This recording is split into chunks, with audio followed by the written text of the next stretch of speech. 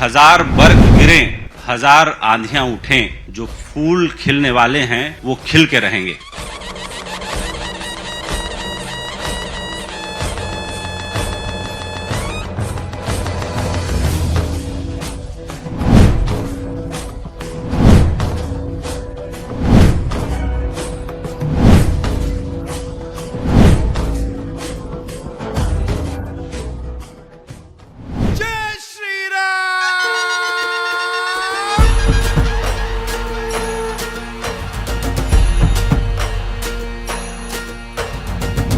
रामलला की 5 साल की मूर्ति होती या 3 साल की होती या खड़े खड़े रामलला होते, उनके अंदर वही कोमल सूरत, मोहिनी मूरत और कंधे में लटका हुआ धनुष और हाथ में बाण या तरकस में बाण, ये बताता है कि मेरी मोहिनी मूरत सांवली सूरत पर जाते हो तो तुम्हें परमात्मा और बच्चे की तरह मिलूंगा, लेकिन अगर सचता करते हो तो कंधे में लटका हुआ धनुष और हाथ में बाण रावण की गर्दन काटने के लिए भी काफी है।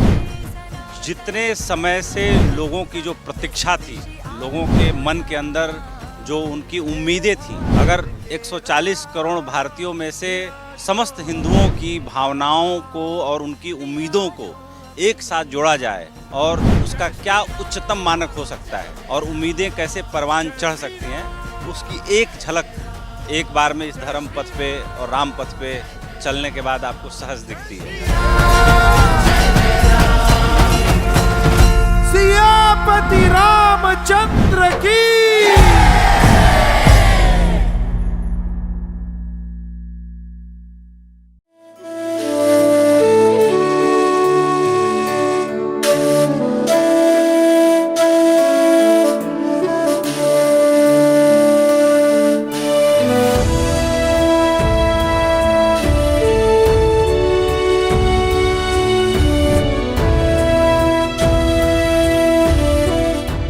शहीदों ने सर्वोच्च बलिदान दिया इस देश की सीमा को सुरक्षित करने के लिए, और अगर हम उनके बलिदान को उनके सुरक्षित किए गए देश में, उस भूमि में याद नहीं कर सकते तो हमसे ज्यादा अनग्रेटफुल आदमी कोई हो नहीं सकता है।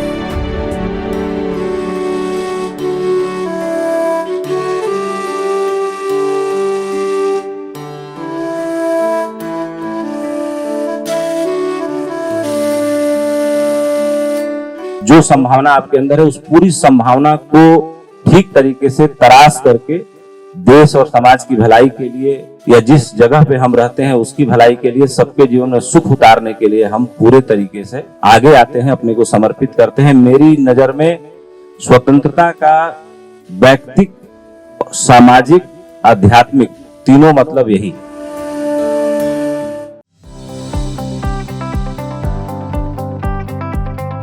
बतौर पत्रकार बहुत सारे इलेक्शंस देखे होंगे, आप बतौर पत्रकार इस इलेक्शन को कितना फर्क मतलब महसूस किया? देखिए, ये इलेक्शन उतना आसान इलेक्शन नहीं था, इसीलिए मैंने कहा कि ये सबसे संतुलित इलेक्शन है और इसीलिए बीजेपी को भी ग्राउंड पे बहुत मेहनत करनी पड़ी और उनके मेहनत का फल उनको मिलता हुआ दिख रहा है, ये काबिले तारीफ बात है। मैं नरेंद्र दामोदर दास मोदी प्रधानमंत्री नरेंद्र मोदी एक बहुत ही सजग व्यक्ति हैं, सजग प्रधानमंत्री हैं, सजग प्रहरी हैं और सजग राजनेता हैं। हजारों साल नरगिस अपनी बेनूरी पे रोती है, बड़ी मुश्किल से होता है चमन में दीदवर पैदा। यूनिफॉर्म सिविल कोड सबसे ज्यादा चर्चा में है, इसकी चर्चा यूनाइटेड नेशन तक हुई। इस यूनिफॉर्म सिविल कोड का श्रेय आपको जाता है, आपका राज्य है। आपके सामने कितनी चुनौती रही। यूनिफॉर्म सिविल कोड हमारी पार्टी का देश की आजादी के बाद से लगातार ये संकल्प था कि देश के अंदर यूनिफॉर्म सिविल कोड होना चाहिए। कह सकते हैं कि जैसे प्रधानमंत्री जी पूरी दुनिया में ब्रांड मोदी के नाम से जाने जाते हैं, तो पुष्कर धामी जी भी आज के डेट में अपने आप में एक ब्रांड बन के उभरे हैं। ड्रग के इफेक्ट को कम करने के लिए या इन लोगों पे लगाम कसने के लिए, ताकि बच्चों के सुनहरे भविष्य को बचाया जा सके, उसकी दिशा में आपकी पुलिस ने आपको क्या ब्रीफ किया और क्या कदम उठाए जा रहे हैं सर? देखिए उपेंद्र जी, आपने ये बहुत ही अच्छा प्रश्न किया है। हमने इस वर्ष को 2025 में ड्रग्स फ्री देवभूमि करने का, बनाने का संकल्प लिया है। क्या महाराष्ट्र देश का नंबर 1 स्टेट है सोलर पावर में। मोदी जी प्रगति इस नाम से एक वीडियो कॉन्फ्रेंसिंग करते हैं स्टेट्स के साथ। तो जब ये न्यू मुंबई एयरपोर्ट का मैं सब ले रहा था, 8 ऐसी परमिशंस मुझे मिली कि जो सालों से अलग अलग एजेंसियों के पास अटकी हुई नहीं मिल रही है। मुंबई को ट्रांसफॉर्म करने के लिए जब आप 2014 में महाराष्ट्र के मुख्यमंत्री बने तो किन योजनाओं को करने में आप सफल हुए? मुंबई और नई मुंबई जुड़ेंगे, ऐसा ट्रांस हार्बर लिंक बनेगा और हिंटरलैंड से जुड़ने के कारण मुंबई का विकास होगा। मुख्यमंत्री भी रहे, आप उप मुख्यमंत्री भी हैं और आप उप मुख्यमंत्री हैं, लेकिन लोग आपको मुख्यमंत्री मान के ही ट्रीट करते हैं क्योंकि मुख्यमंत्री मुख्यमंत्री होता है, भले ऊपर नीचे नंबर व्यवस्था जो बनाए। मी देवेंद्र सरिता गंगाधरराव फडणवीस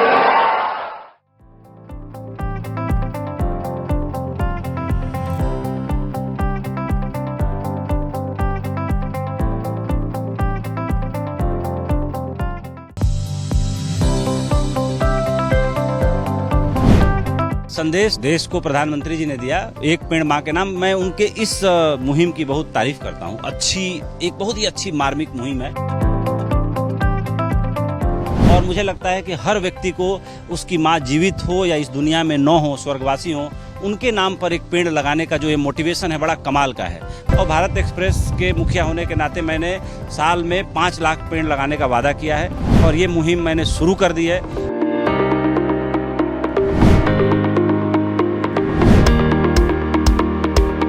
भारत में 35 साल से 45 साल के आयु के बीच के लोगों की संख्या पूरी दुनिया में सबसे ज़्यादा है, लेकिन हमारे सामने अवसर नहीं है और अगर अवसर हैं तो हमारे सोचने की शक्ति इतनी पुरानी है, इतनी जर्जर है, छोटा से छोटा रिस्क भी नहीं उठाना चाहते।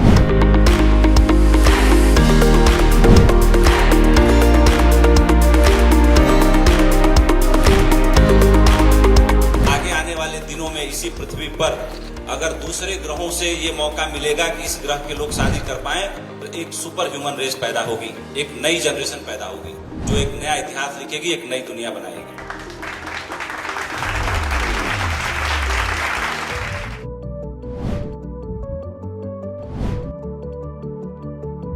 True spirit of media standing up for courage, truth and integrity के लिए भ्राता Upendra Rai ji, editor in chief and chairman Bharat express news, आप स्वयं को जागृत कर राष्ट्र को दिशा दे, प्रेरणा देकर जागृत करने वाले, राष्ट्र चेतना पुरस्कार पाने वाले, हम आपका सम्मान करेंगे भ्राता उपेंद्र राय जी।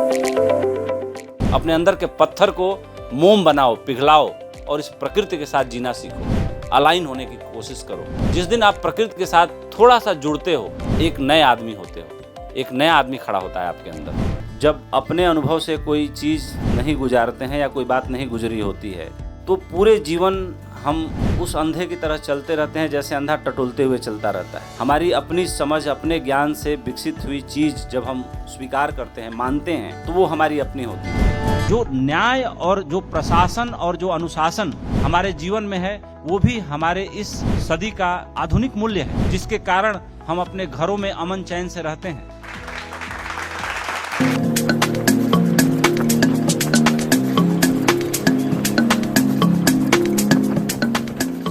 ओल्ड वर्ल्ड वॉर जो OWO होटल है, मिस्टर हिंदुजा ने इसको एक्वायर किया और इसके साथ लेगेसी है कि जब सेकेंड वर्ल्ड वॉर हो रहा था उस वक्त ये ब्रिटिश एम्पायर का सबसे इम्पोर्टेंट महफूज ऑफिस था। तो यहाँ पे जो सीक्रेट सर्विस MI6 के लोग यहाँ से ऑपरेट करते थे और जिस जेम्स बॉन्ड की कहानी सुनते हम लोग बचपन से यहाँ तक जवानी तक पहुँचे हैं, बड़े हुए हैं, वो जेम्स बॉन्ड के ऊपर जब वो फिक्शन नावल जो MI6 के सीक्रेट सर्विस के हेड थे जब वो लिख रहे थे तो वो कमरा ये वही था। और 007 नाम कैसे पड़ा, एजेंट का नाम क्या दिया जाए, तो उस वक्त जिस कमरे में वो बैठ के लिख रहे थे उस कमरे का ओरिजिनल नंबर था 007।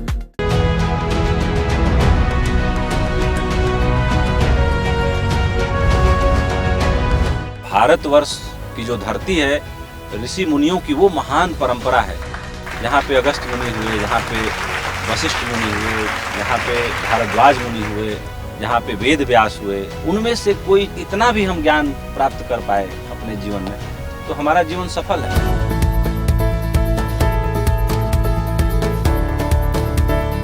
जिस तरह से राय साहब ने इसको संचालित किया है, विशेष तौर से उनके प्रयासों की मैं सराहना करता हूँ। उपेंद्र जी ने एक अपने बल पर चैनल खड़ा किया। ऐसे लोग जो शिखर पर पहुंचे, उनमें उपेंद्र राय को देख करके ही मुझे खुशी है कि भारत एक्सप्रेस शिखर पर पहुंचे। मैं तो कहता हूं कि भारत एक्सप्रेस 1 साल क्या 101 साल की सीढ़ी पार करेगी। 1 साल का बच्चा खड़ा भी नहीं हो पाता है और भारत एक्सप्रेस दौड़ने लगा है। पत्रकारिता के क्षेत्र में एक चैनल चला रहे हैं और हमारा चेहरा दर्पण की तरह होना चाहिए कि जो सामने आए वो दिख जाए। तो मैं अपने चैनल को दर्पण की तरह रखना चाहता हूं कि जो सामने आए दिख जाए, जिस हाल में हो उस हाल को हम बयां करें।